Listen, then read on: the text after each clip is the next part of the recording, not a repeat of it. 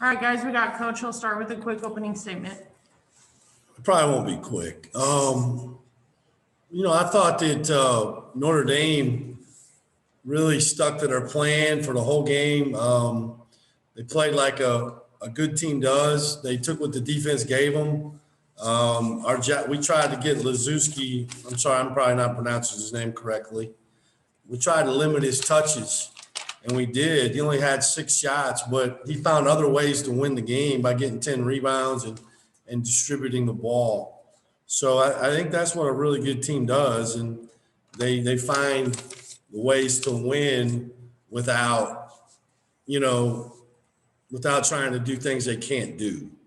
We can discuss the game, we will, but I think the root of the evil, the root of the problem with our team is that we just have a team that's infected with the disease of me. We have way too many players on this team that are more concerned about scoring. And when they don't score, they bring nothing else to the table. And that's a problem. And when I walk in the locker room and losing doesn't really hurt that bad, that's why I'm here. I'm here to fix that problem, and fix it I will. We don't have people bought into defending to get going. It's all about if I'm making a shot. If I'm making a shot, things are pretty good. If I'm not, then the effort really drops. Now that's on me, and I have to find a way to make it better. When you run motion, it's hard. You have to cut, and you have to cut unselfishly to get people open. And when you don't do that, then the ball gets stagnant and it doesn't move. And finally, at the end of the game, last 4 or 5 minutes, we had a team in there that moved the ball, and we got really good shots.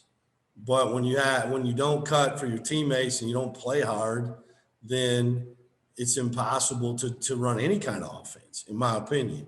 The most disappointing thing for me is that we don't play to our identity. And it's not like something I had just made up since I got here, like last week.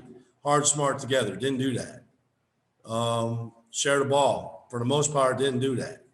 Gritty, grimy, tough. Are you kidding me?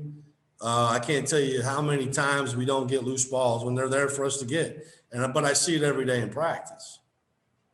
And then execution. Very first play we ran to start the game, we didn't run right. I don't know how that happens. And so it's on me. Mike Bray did a great job of coaching his team, and I did not. And, it's my job, to find a way to fix it before we play our next game. A lot of 50-50 balls in the first half could have went our way. I didn't think they let us stick around. I didn't think we were playing great in the first half, but it was a 3-point game at half. But we missed layup after layup, not focused on stops, offensive rebounds, inability to guard the ball. And then finally in the second half, they started to make shots and made us pay. And so I'll open it up to questions. Steve, with kind of those first points you made, were you afraid that this was something that was going to happen eventually? I don't know if that was a long-term worry or if maybe you noticed in practice the last couple of days, like it might. Yeah. No. This way, I don't know. No, I don't think, Connor, I don't think it's something I saw the last 2 days. I've just seen it all year long. We've just been able to mask it by continuing to compete and play hard, but the selfishness of your play being determined, how you play being determined by how you score, it's always been there. It just reared its ugly head tonight. We had a couple games there where we could have went the other way and we didn't. We fought back. I don't remember the games off the top of my head, but tonight it didn't happen. We laid down. And I can't believe that's coming out of my mouth. That's just not who I am. And but I don't know, it's hard as a coach to coach a team where you don't have consistent effort or consistent performance. So you don't really know where you're going to get what you're getting each night. It's an unsettling feeling. And it reared its head tonight.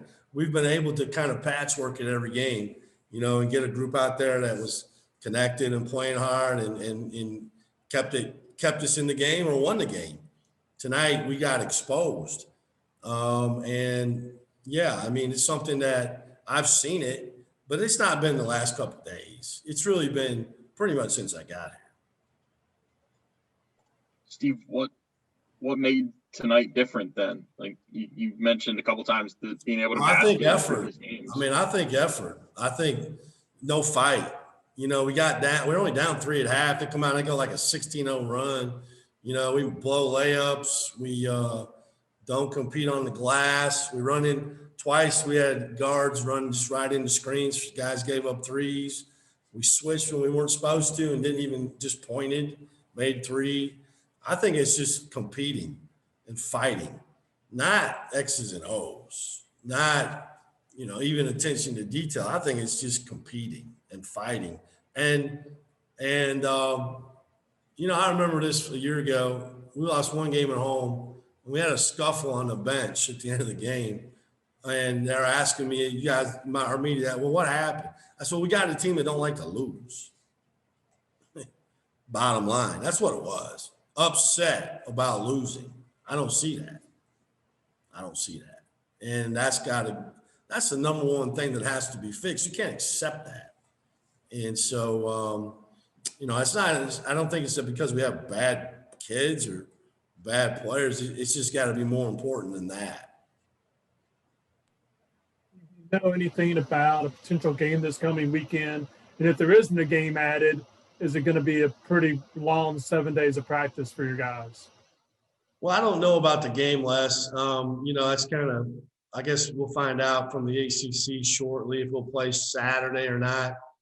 Quite frankly, if it's not a home game, I don't see I guess it's really not under my control. But if we play on the road Saturday and play on the road Wednesday and then next Saturday, that's 9 of our first 13 games on the road in the league. Seriously? No, I don't think so, Les. I mean, aren't we kind of past those kind of practices? I mean, aren't we not to the point where it should be so important to them that I don't have to be that way? I don't want to be that way from start to finish. I want them to coach themselves. I want them to play and practice hard because it's important to them and it means something to them. So, I'm not going to change. I'm not changing. And I've told them that 1,000 times. I'm not changing. You're changing. And I have the hardest head in the room. And so I'm just going to continue to coach them the way I know how to coach them. And they got to come along. Steve, is there like a difficulty, I guess, in leading a team that's found itself in tight games as many times as it has? Like, I don't know if that plays into a situation like tonight where, maybe they just don't have the juice. Yeah. Well, I would much rather be in a tight game than getting blown out. Sure. You got a chance, right? You give yourself a chance. That's all you can ask for. And let's be honestly, that's what they've done up until this tonight. They have given I'm not counting Georgia Tech. We were just coming off COVID, man. We had like 2 practices and played a really good basketball team. Tonight's the first time it's reared its ugly head. It's kind of always been in the shadows, but it's never come out because we've absolutely competed. And I always felt like that was a reflection of what I demand. Tonight it didn't happen, and there's really not a lot I can do.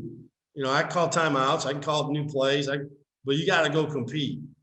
I'm not even talking about making baskets or, whatever. I'm talking about just just to compete, and the joy of being a fearless competitor. Wasn't there tonight, and I'm not going to accept it. And I didn't go in there and rant and rave. I just told them exactly how I felt. Thanks, Coach. All right. Yeah.